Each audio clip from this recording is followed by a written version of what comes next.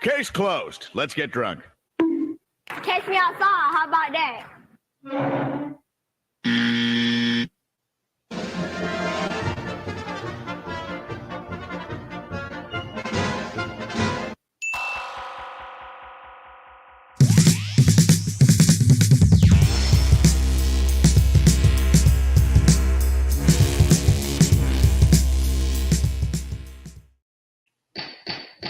All rise. Order in the court. Hola, Lola. Hey, Lola. Hi, Lola. Lola, how are you? Morning, Erica. It's a beautiful morning here in the Carolinas. No, it's not. It's storming and thunder and lightning. I don't know. I may need swift water rescue here soon. I don't know. It's crazy, Creed. I was just telling you, I mean, we don't have any thunderstorms rolling through. However,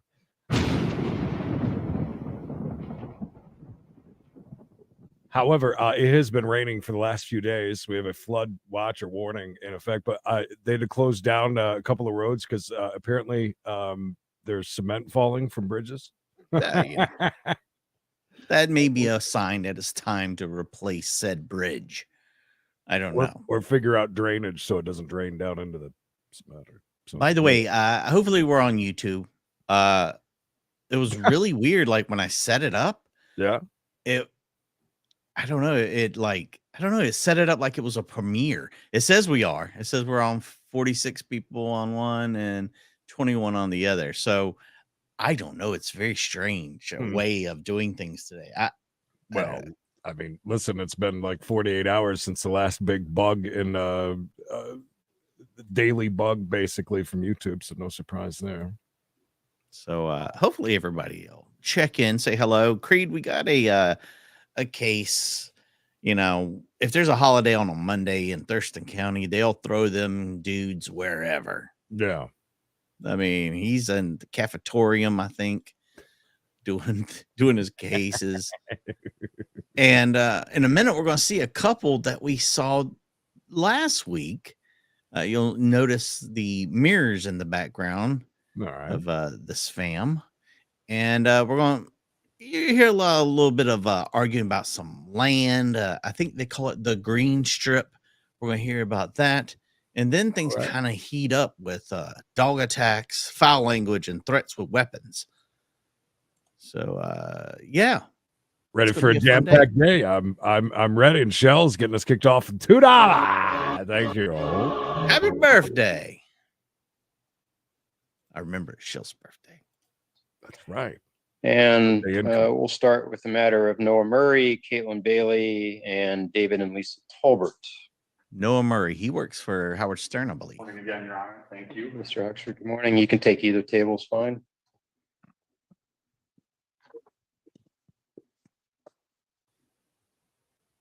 Beautiful mirrors. And Mr. Tolbert, I'll need you to stand. And Murray's and Shelley, Mr. please Murray stand. and Ms.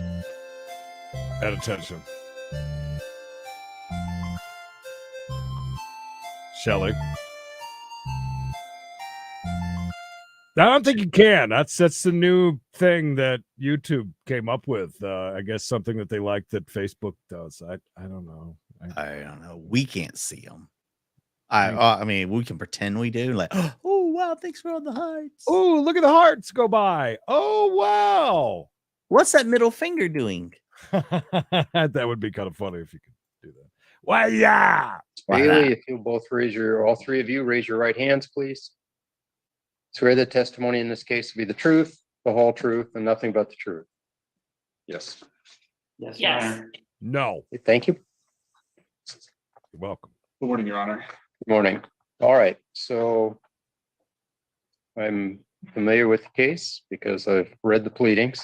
Certainly. And I've read all the attached statements. If it pleases the court, I would just like to make a record with respect to preliminary issues regarding evidentiary issues and or service issues. I was served via email, which is fine. We had agreed to that, and service of email with respect to the latest filing by the petitioner on June 15th. I know that the court is willing and likely to give a lot of latitude to pro se litigants with respect to getting a record before the court.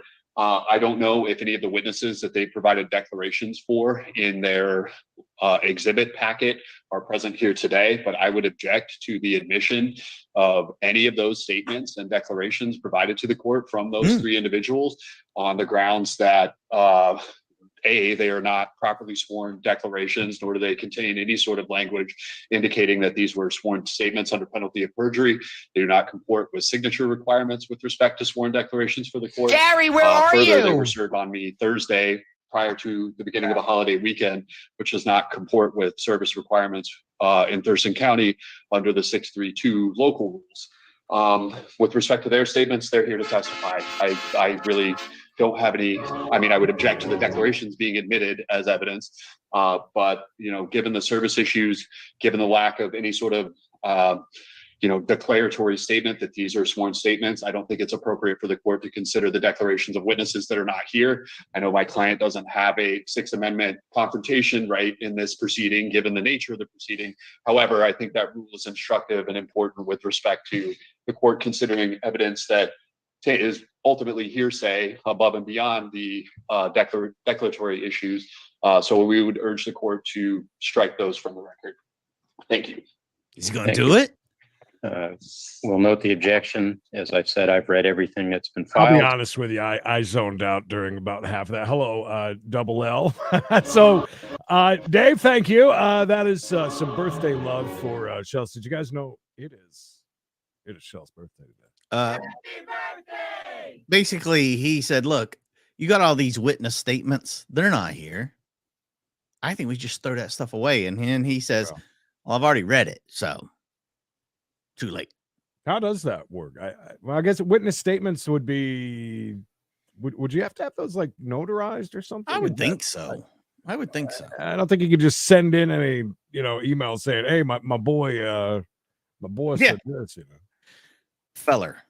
My gal, Friday. Little feller. So I am familiar with the declarations that have been filed. And it's the court's policy generally to consider the evidence submitted by the parties. And I understand the objection and I can weigh the weight. I will give that evidence. That's all I'm asking, Your Honor. Thank you. All right. Thank you. Okay. So, having reviewed this, the evidence in this case,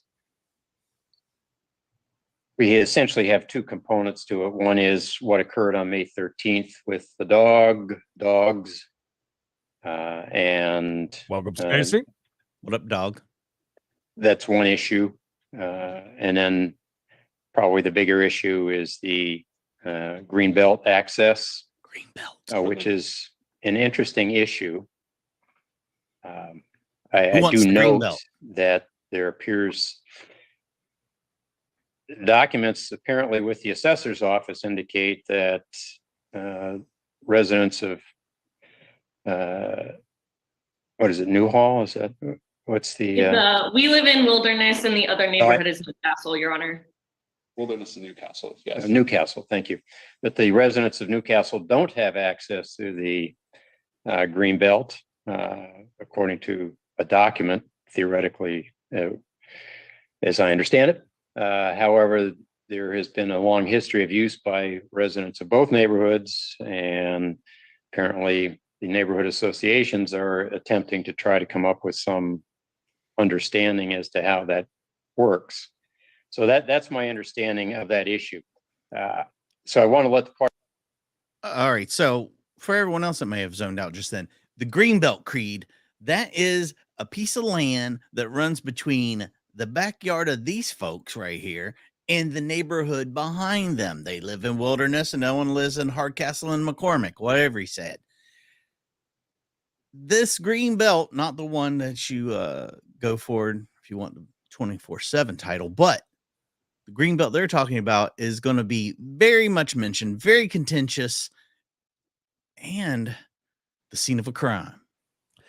They're not together, right? He has a partner, I would imagine. No, they are together. They do refer to each other as their partners here and there. They are, they've moved in. They said, mirror, mirror on the wall. Who's the pettiest one of them all? The biggest question of the day is Who let the dogs out? Parties know I'm aware of the varying opinions about the rights to access the greenbelt. But I will also tell the parties, this court does not have the authority to decide that issue. If the parties can't resolve it, and I don't know, I don't know whether an association can speak on behalf of individual property owners or whether they have rights have a that greenbelt crash. the association can't bargain away. I don't know. That's going to be up to the parties to figure that out.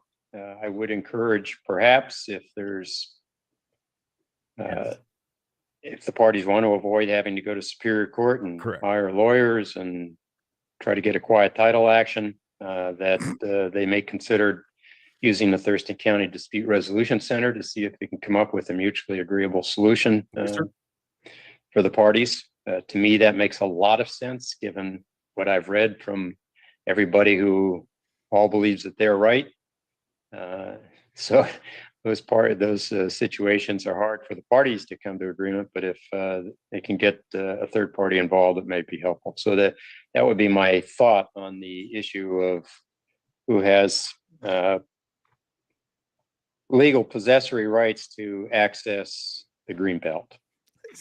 So I understand that's an issue, and I understand that plays out for Mr. Murray and Ms. Bailey, believing that Mr. Tolbert's daily walks with his dog lead them to believe that he is looking at them, that he is invading their privacy. I do see that from the photos that there is a fence that is in some early stage of construction, at least as of the last photos that I saw. Oh no, this has to do with a fence too. How dare you look at me? According to the chat, I think I'm pretty spot on about him having a point. I mean, I'm that's all alleged stuff. This LLC doesn't back that up at all. Right. So Creed, just throwing it out there. And so they have some concern about people walking the greenbelt, looking into their backyard. And then this apparently became an issue on the 13th of May when Mr. Tolbert was apparently bitten. His two dogs had a conversation. So that's where we're at. I'll give Mr. Murray and or Ms. Bailey a chance to add anything you want to add, understanding that I've read your statements in full, and I've read the statements of everybody who submitted them on both sides. So I'll go to the petitioners first. Do you have anything else you want to add? Regarding Mr. Huxford's issue with timeliness, we would just like to report that. Okay, you don't need to address that. Okay. Just factually, do you have anything else you would like to add? Be quiet. I think we. I'd like to add. We need to. First of all, thank you, Dave. Can you imagine if they had windows open and sun around? Seriously, how dare you room? Look into this backyard and see yourself in this room that we're sitting in right now from across the way. Again, are they trying to make sure anybody that visits their home is not a vampire and not casting a shadow, their appearance onto the mirror? I don't know. It's very weird. And I'm going to say this. I think she wears the pants in the family. I would imagine so. That makes total Britches. There was a building that they had to redo in uptown Charlotte. It's called where the skyscrapers are because of the amount of. That's another thing in Vegas. Also, they keep building buildings with like reflections. The pyramid had to be redone. The windows all different because it's like think about it. You can kill ants with that. There was a window, not a window, but a building in LA that was the same way that it was made. It was like metal. So it reflected everything, and they had to go through and keep sanding it down, trying to make it duller and duller so it would stop blinding people at intersections. Okay. I think we're on to something here. By the way, remember this couple? How How can we I feel forget? confident that we wrote everything out in our statements, Your Honor. Okay. And Mr. Huxford, does Mr. Tolbert have anything else he would like to add? I don't believe that there's any additional record that we'd like to make with respect to testimony. I have a argument outline prepared to discuss some of the legal issues raised by the court. Okay. Ooh, what Thank was you. that? Fun fact, isn't it Niles that wait, which one from Frasier lives in Wilmington there? Oh, it's Niles, isn't it? Is it not? I think it is Niles. I think. Anyways, Bishop's wife. Long story. All right. I'll give Mr. Huxford an opportunity to make his argument. So I'll let Mr. Murray and or Ms. Bailey, one of you can choose to be the lawyer in this case and give me your argument, which is She liked that. Look at that smile. adding new facts. It's just arguing why you believe you should get the order. So one of you, go ahead. He's Yeah, like I said, I think everything was kind of outlined in our statements. I don't feel that we should have to deal with people driving by our home or walking behind our home and threatening us with, various statements, saying they're going to bring a weapon to our home or threatening us and telling us they're law enforcement, they're attorneys, so we need to watch out.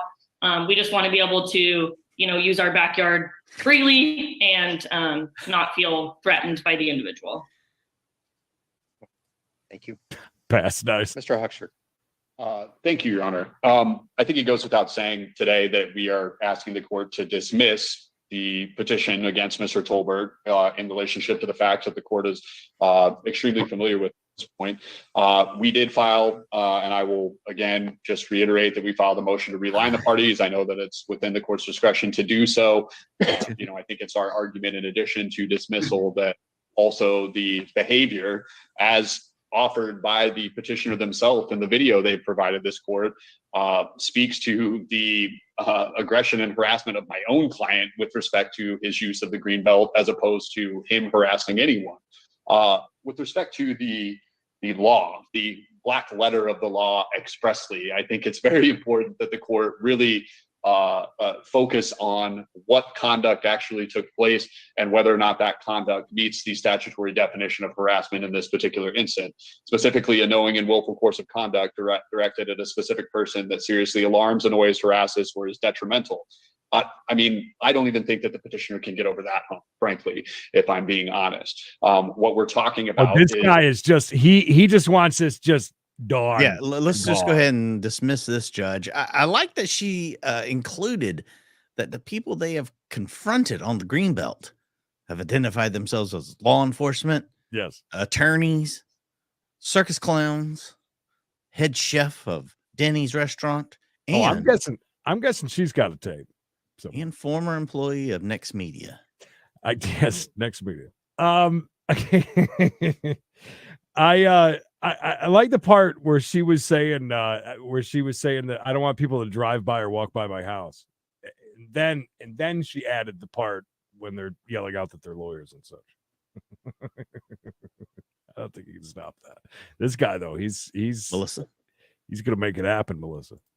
I think it's very clear there's a property issue here that this court is not properly before the court and that this court cannot address in the context of this particular legal vehicle.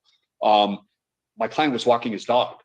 He was walking his dog on a well-recognized trail. This trail happens to go behind the houses between the green belt. I think that it's very clear from the testimony and the record that's been presented by the petitioner that there's some conjecture about whether that's okay or not, and whether or not both HOAs recognize that this trail has been in existence, that it connects with a much larger trail system in LBA Park. And I don't understand how once Mr. Tolbert was a neighbor of theirs, how his conduct in walking on a trail that's not on their property. And I think that's another important point here. How is him walking his dog designed to alarm, annoy, harass, or intimidate them in any sort of way? He's passing by. We have a green stand with houses on both sides. I don't think it's unreasonable. I mean, they've made allegations and attached nefarious intent to him looking around while walking his dog in the greenbelt. I don't think that there's anything in the record to support a position or a factual narrative in which Mr. Tolbert is standing in their backyard, peering into their window. He's passing through and walking by under, if not legitimate authority or legitimate purpose, at least color of law, based on his understanding from the previous homeowner that this trail was accessible and that they regularly used it. The petitioner in their video during the alleged altercation that took place acknowledges that kids use the greenbelt frequently. There are multiple witnesses statements from other neighbors in the greenbelt that also provide us with context as to the understanding between these two neighborhoods. Regardless of what the plats say and regardless of what the assessor's documents say, I believe that it's widely recognized, as evidenced by both HOA presidents acknowledging this in the email thread where this incident was reported to the HOA presidents, that this trail has been there, it's been there for years, and that it's been accessible from both neighborhoods.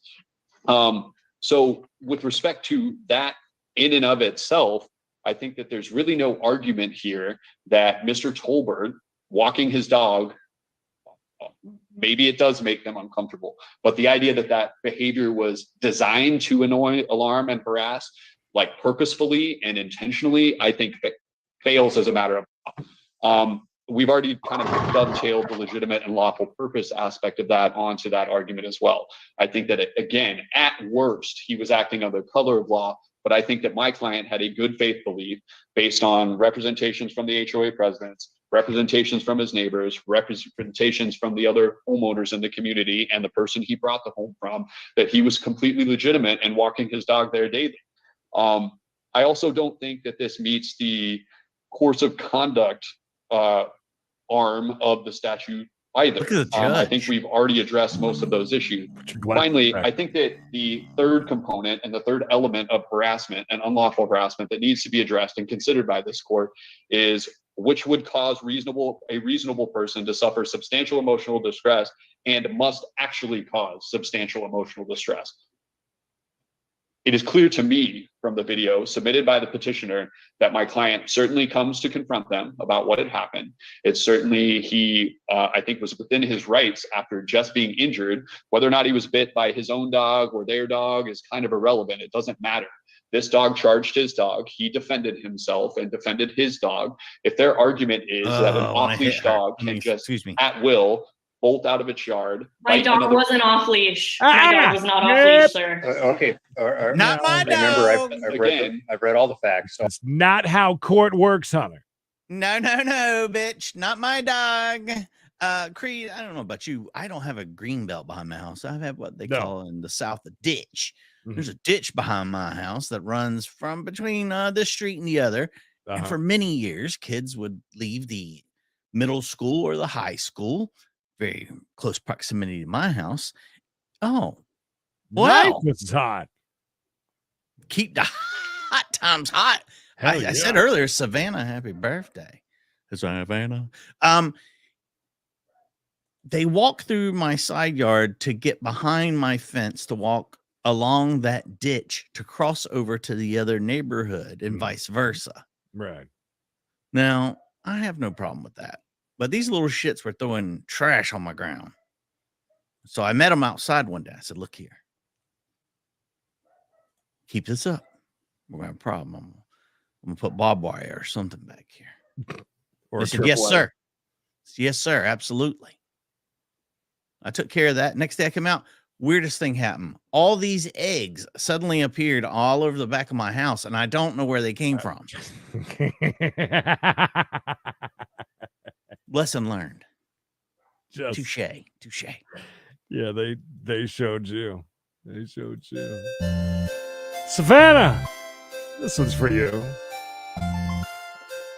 And Mrs. Hot, I don't have an anniversary song, but anniversary. You made it one more year without getting a divorce. Anniversary. Don't you hate your life now? That's the best we can do. I'll give you another chance, Ms. Bailey. So hold on. Again, I think what's important to understand is that once it was recognized and the petitioners have acknowledged themselves that they recognize that this was a neighbor, at what point does it seemed reasonable that an objectively reasonable person would be alarmed by They a lean back neighbor together. walking on a trail, recognized by both neighborhoods with his dog as a person with nefarious intent.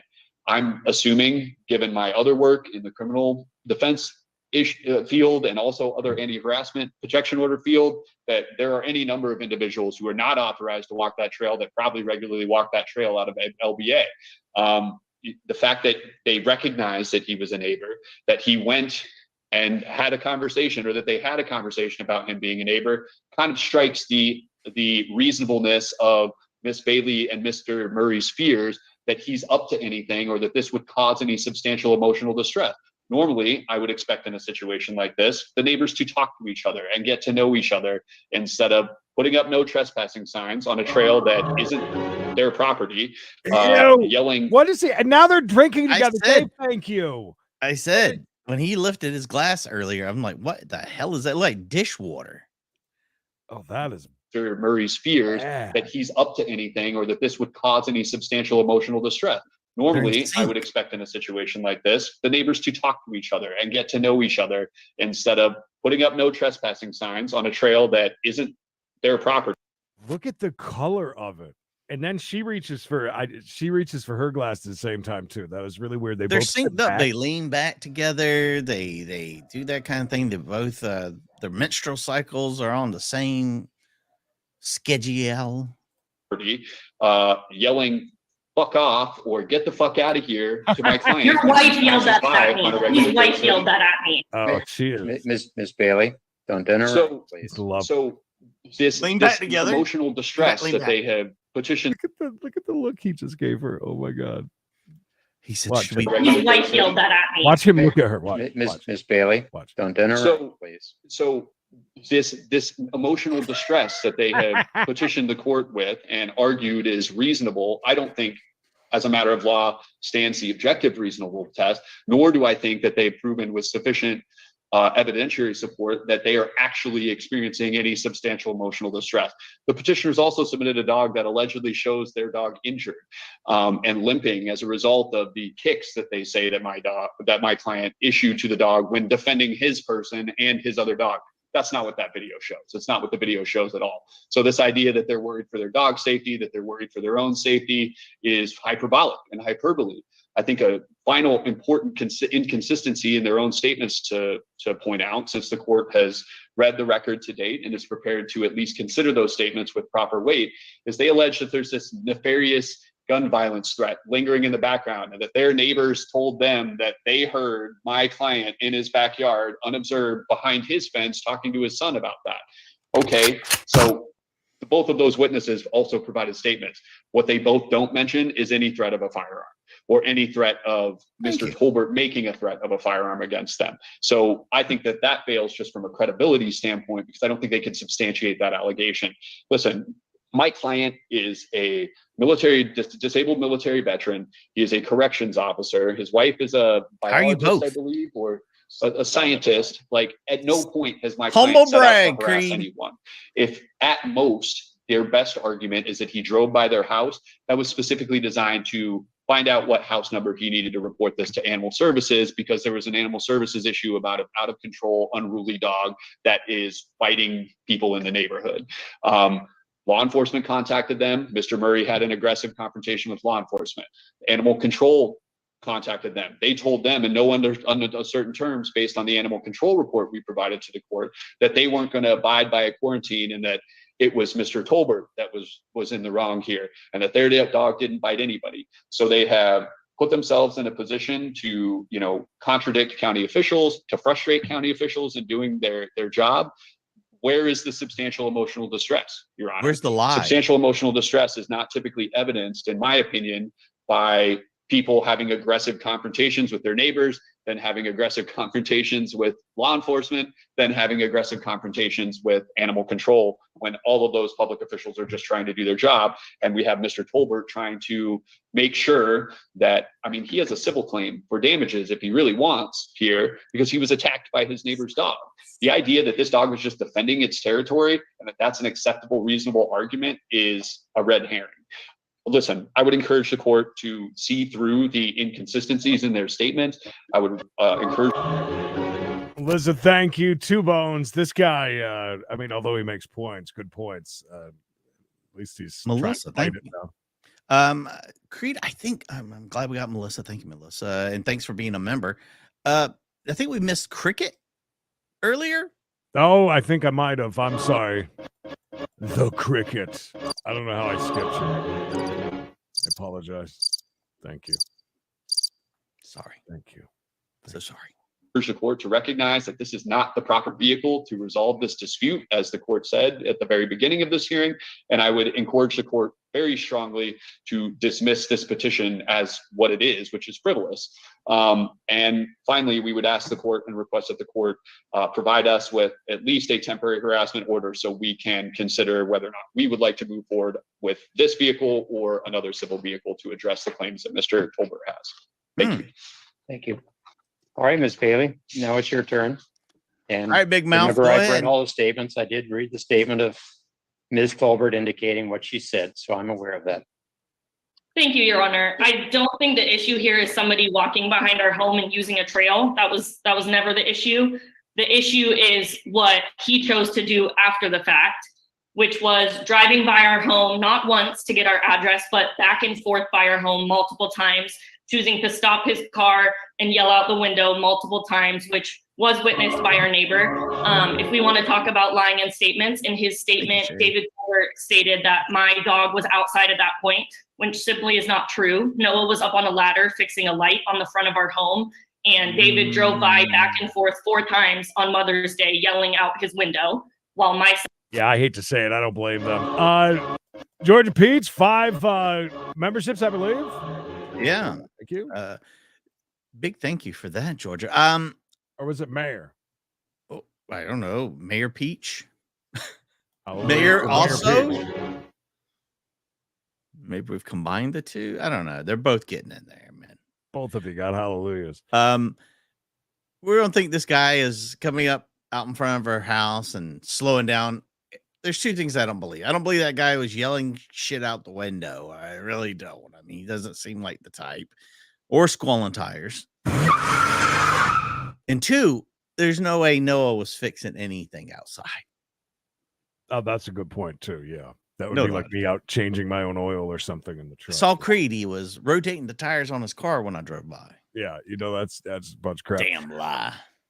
Although I must say, I wouldn't mind yelling things at her every time I drove by her house if I lived in her neighborhood. Just I can say see that. myself and my dog were inside of our home. My issue with him walking on the trail and looking on my windows, I understand that, you know, peeping isn't harassment, but I've asked the individual to stop looking in my windows. He stated he can do it. Thank you, Polly. Wow. All right. Now we're really insinuating some stuff. Now we're a peeping Tom also, apparently. Polly's got great ideas. Peeping, we know, I'm pretty sure peeping is against the law. I don't know. I've seen people get arrested for it. At first, I thought she said he was licking the windows, which is far beyond anything I would ever do. But looking in the windows, maybe he was just wondering why you're walking around riding your husband with a saddle. Maybe she has one of those leashes like your daughter had one time, you know, for a child. Maybe she does that with Noah. Well, Noah, right? Yeah. If he wants, he can walk on the trail when he wants. You know, we have no issue with people freely using that trail or freely walking in LBA woods. My issue is that he does it at early hours in the morning and late at night, hours at which LBA Park is not open. And then, you know, the fact that Andrea and Todd came to our home and were worried about our safety because they heard statements made about himself and his son showing up to our home with an AR-47. I think regardless of if that's hearsay, it's substantiated, and I shouldn't have to fear that someone is going to come to my home with a weapon over walking on a trail. You know, their attorney wants to state that this is something that should be handled person to person, which I totally agree. But in my opinion, it escalated beyond that point to where I felt unsafe and I felt the need to, you know, file an anti-harassment order. I would have loved to have it handled outside of court, but I didn't feel that that was something that was going to happen. And that's, you know, why we filed this anti-harassment order. I think we've additionally taken steps, you know, to rectify the situation for ourselves by, you know, building a fence and, you know, buying curtains and doing different things like that. We've additionally talked to our HOA. I know there is a land use issue, but ultimately the land is owned by Wilderness HOA, regardless of what anybody wants to say. Myself and my partner, as well as David, moved into the neighborhood at the same time. So them saying that the trail has been used for years, 20, 40 years, our neighborhood was built 20 years before Newcastle was built. And the Greenbelt is meant to be, an in-between space and access for utilities. It was never meant to be a trail. I would like to also point out that this supposed trail only goes from David Tolbert's backyard into LBA Woods. It doesn't go the entire length of the neighborhood. When we moved in, there's a handful of people that use it. That's no problem at all. My issue is just with the harassment that has occurred. I'd like to additionally point out that I have not driven by his home. I have not gone to his home. I don't know what color his house is. I don't, know what car he drives, except for the fact that Noah saw him drive by our home. Everything that has occurred on our property. I have never, seeked out going to his place of residence to try to talk to him and try to harass him. She is something. And Lola, you really, they're working it. Imagine just even 10 years from now what these two are going to be like. By the way, I'm only alleging that she puts a saddle on Noah and rides him around like a horse. That's all allegations. Just alleged stuff. Yep. Don't come after me. Just like the alleged AR-47, right? Allegedly. Only come to my residence and done that. And his point that we harassed law enforcement or were aggressive is just unsubstantiated. Me asking animal control to please leave and telling them that I'm not going to sign any papers is totally within my right, because they were choosing to only listen to what David had to say and were unwilling to take down my written statement and take down my story. So at that point that they were unwilling to hear my side of the story, I asked them to leave my property. Okay, well, that's funny that they're not even going to listen to her or take down her stuff. That says something, right? I mean, yeah, it does. They came over here, Your Honor, and took his side. So I told him to get the hell out of here, Your Honor, sir. I don't take kindly to people who don't listen. Yeah, like legally, you could stand on as long as you're on the sidewalk, just stare all you want at somebody's house. Yeah, that is legal. Close the windows, pull the blinds. But this girl, man, she thinks she just killed it. By the way, she's like, man, woo, home run, buddy. But she did drop some good ones, especially this last part with nobody listening to her or writing down her statement. Is pretty funny. Thank you. Thank you, Your Honor. And I agree too, Kirnoth. As soon as she said that, I mean, we were joking about it. And Mikey said so that thought he. It sounds bad. I would never refer to my wife, Emily, as my partner. No, sounds like we're either one starting a business together or two plotting a crime together. Right, partner. So, I've heard the arguments that I kind of expected to hear, having reviewed the evidence that had been submitted.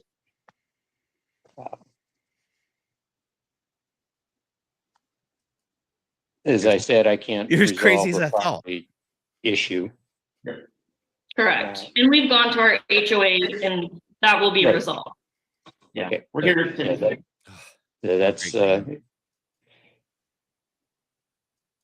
That's one I can't resolve. Walter.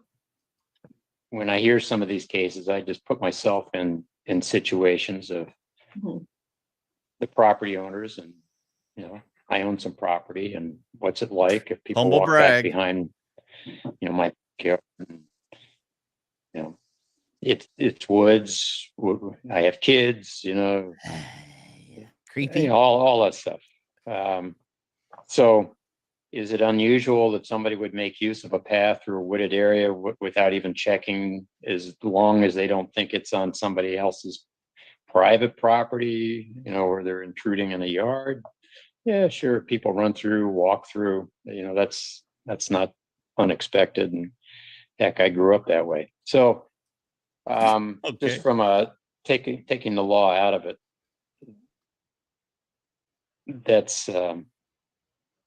that doesn't seem to be so unusual to me. This obviously came to a head when Mr. Murray and Ms. Bailey's dog broke free of its collar and advanced on Mr. Tolbert and his dog, and Mr. Tolbert ended up with a bite on his finger, however that happened.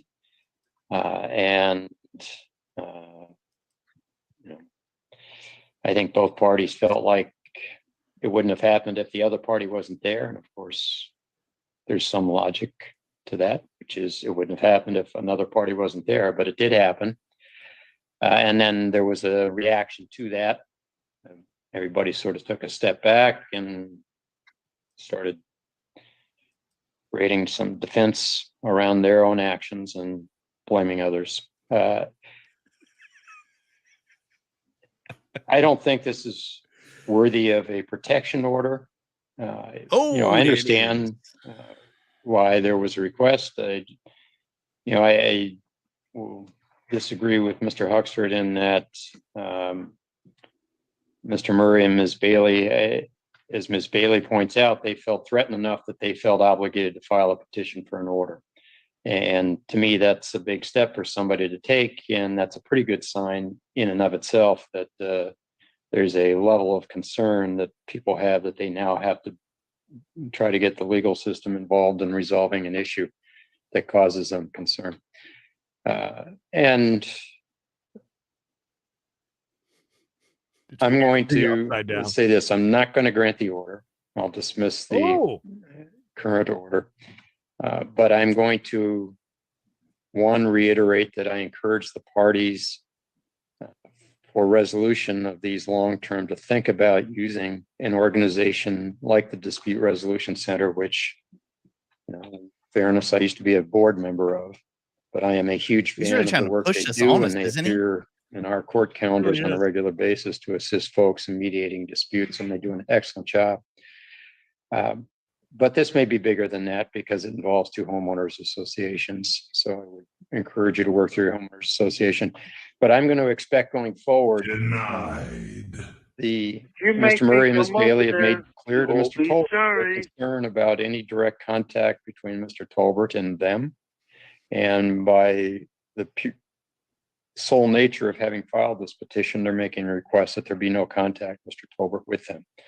So I don't have the authority to say whether you can or can't walk on the path, but should you choose to walk on the path and believe you have the right to do so, you'll make that decision. But you should in no way engage in any contact with Mr. Murray or Ms. Bailey. And to the extent that you do, and this continues, they have the right to come back and say, after we had this whole hearing, he continues to do whatever they, are going to assert you're doing, like driving by their residence or other things that they have that are concerns.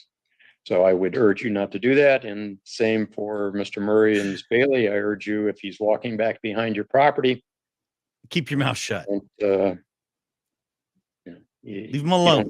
Tell him you don't have the right to be back there or whatever it is.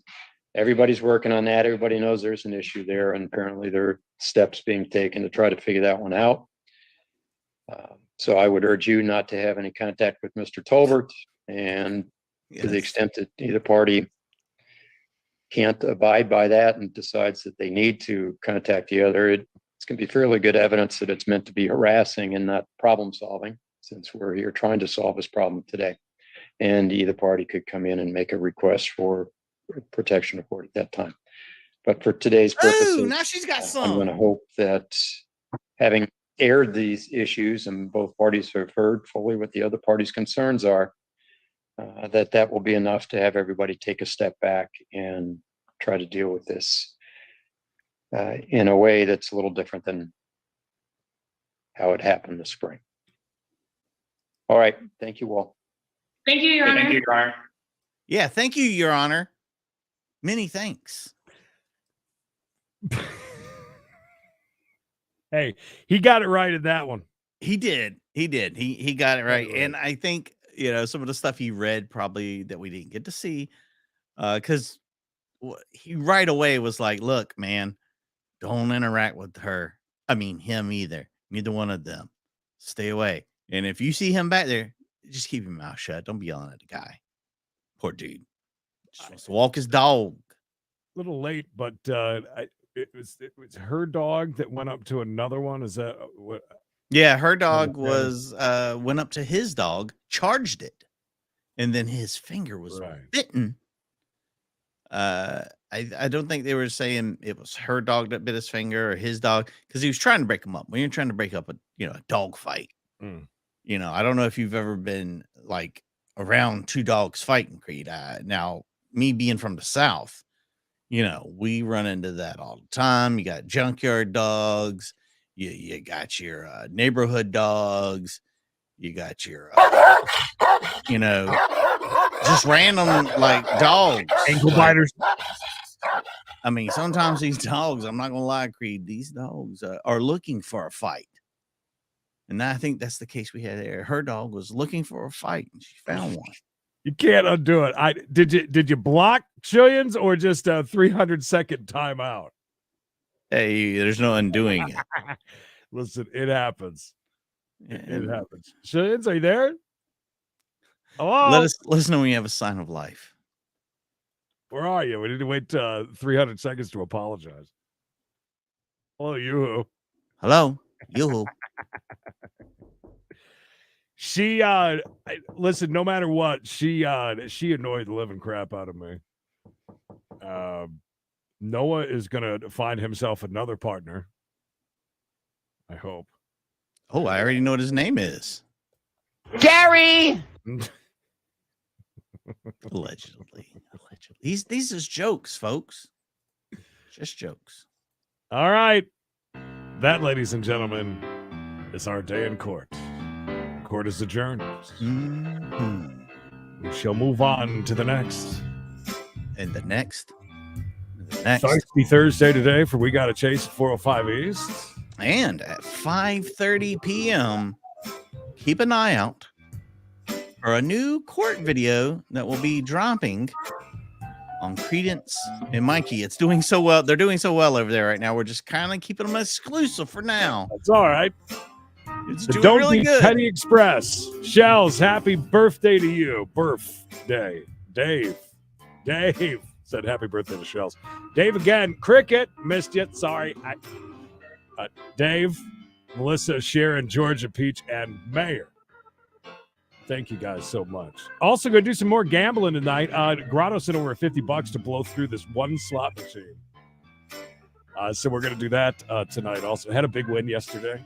Last night, I showed you $200. $200K. Crazy.